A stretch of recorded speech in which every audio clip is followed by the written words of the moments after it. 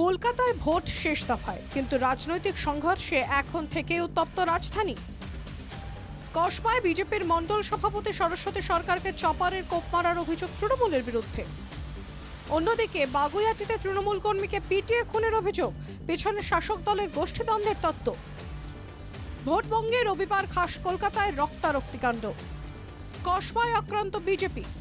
আমিও চলে আসছিলাম, একটুখানি এগিয়ে আসলে পিছন থেকে রঞ্জিত নারায়ণ যে আছে ও দৌড়ে এসে একটা চপর দিয়ে আমার মাথায় আঘাত করে দেয়। তখন আমি সেন্সলেস হয়ে যাই। আমি টিম বুঝতে পারে না, ওরা তো অনেকটা দূরে এগিয়ে গেছিলো, আর যাকে বাঁচিয়েছি ওরাও বুঝতে পারেনি।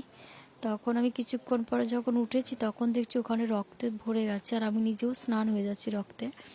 ভয় কাউকে পাই না, ভয় পেলে এইভাবে কাজ করতাম না। ভোট প্রচারে গিয়ে বিজেপি নেত্রীর আক্রান্ত হওয়ার ঘটনায় আনন্দপুরে চাঞ্চল্য ছড়িয়েছে। প্রতিবাদে আনন্দপুর থানার সামনে তুমুল বিক্ষোভ বিজেপি। মাঠে নামতে দেখা যায় দক্ষিণ কলকাতা লোকসভা কেন্দ্রের বিজেপি প্রার্থী দেবশ্রী চৌধুরীকে। আহতের সঙ্গে দেখা করে তাঁকে সঙ্গে নিয়েই থানায় আসেন। ওসির সঙ্গে দেখা করতে চান, কিন্তু ওসি থানায় না থাকায় কথা হয়নি। গোটা পশ্চিমবাংলার লোক দেখুক মমতা বন্দ্যোপাধ্যায়ের চেহারা। লোকসভা নির্বাচন চলছে, প্রার্থীকে বিচারের ফ্লেক্স আর পোস্টার লাগানোর দাবিতে তাকে এই যে কার্যকর্তাদের দেখছেন এদের মাথা ফাটাতে হয়েছে। ওসি এতক্ষণে কাউকে অ্যারেস্ট করতে পারেননি। হামলার কথা অস্বীকার করেছে তৃণমূল। এই একটাই কথা বলে এসেছি সকাল থেকে, যারা অভিযোগ করেছেন সেই অভিযোগ যদি সত্য হয়, যারা ঘটনার সঙ্গে যুক্ত তাদের প্রকৃত শাস্তি আমি দাবি করছি। পুলিশকে বলুন গ্রেপ্তার করতে, আমি যদি ঘটনার সঙ্গে যুক্ত হয়ে থাকি তাহলে আমায় গ্রেপ্তার করুক। সামনে নির্বাচন আছে, এসব না করে মানুষের দরজায় দরজায় গিয়ে প্রচার করলে আমার মনে হয় ভালো হয়। বাগুইআটিতে তৃণমূল নেতা খুন। স্থানীয়দের দাবি, বাগুইআটির অর্জুনপুরে শনিবার রাতে তৃণমূলের দুই গোষ্ঠীর মধ্যে ঝামেলা শুরু হয়।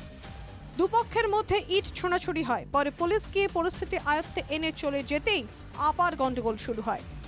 সেখানেই ইটের আঘাতে মাথায় চোট পান সঞ্জীব দাস। লাঠি দিয়েও পেটানো হয়েছে বলে দাবি সঞ্জীবের পরিবারে।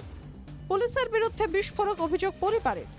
চক্রবর্তীর কাছে গেছি, কোনো স্টেপ নেওয়া হয়নি। বিনা স্টেপ নেওয়া হয়েছে, আমরা কোনো সাহায্য পাইনি। না পুলিশের কাছ থেকে কোনো সাহায্য পেয়েছি, না কোনো পলিটিক্স দিয়ে সাহায্য পেয়েছি। সবাই ফোন করেছে কখন, যখন মার্ডার হয়ে গেছে, আমার বাবা যখন মরে গেছে তখন নিজে থেকে সব পুলিশ আমাকে ফোন করেছে। সকালে ঘটনাস্থলে পুলিশ গেলে তাদের ঘিরে বিক্ষোভ দেখান স্থানীয়রা। যদি পুলিশ আসে আজকে মরতে হতো না আমার দাদাকে, বুঝেছেন?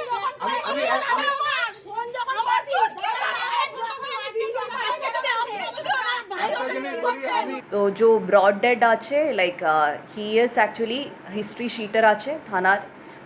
কেন ওনার এগেনস্টের অলমোস্ট 11টা কেসেস আছে এখানে, including arms act and NDPS cases আছে।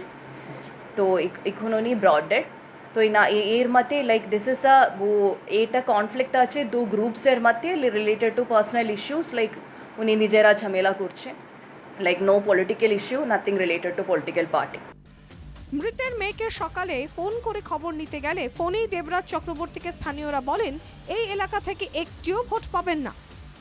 থেকে আমরা কত কন্টিনিউয়াস আপনাকে ফোন করে আছি, আপনাকে সুবর্ণ আন্টিকে ফোন করে আছি রাত 2:30 থেকে। আজকে মানুষটা মার্ডার হওয়ার পর জীবনটা চলে যাওয়ার পর এখন ফোন করে খবর দিচ্ছে পিঙ্কি কোথায়। দয়া দেখাবেন এখন পিঙ্কিকে? একটা ভোট পাবেন না আমাদের পাড়া থেকে, একটা ভোট পাবেন না। আসুন আমার ভোট নিতে, আপনি আসুন ভোট নিতে। আমরা দেখছি আপনি আর সুবর্ণ আন্টি আসুন আমার ভোট নিতে। কি করে ভোট পান আমরা দেখছি। এই 8 নম্বর ওয়ার্ডের জন্য আপনারা ভোট পেয়ে জিতেছেন, ঠিক আছে? 8 নম্বর ওয়ার্ডের জন্য ভোটটা পেয়ে জিতেছেন, আর একটা ভোট পাবেন না।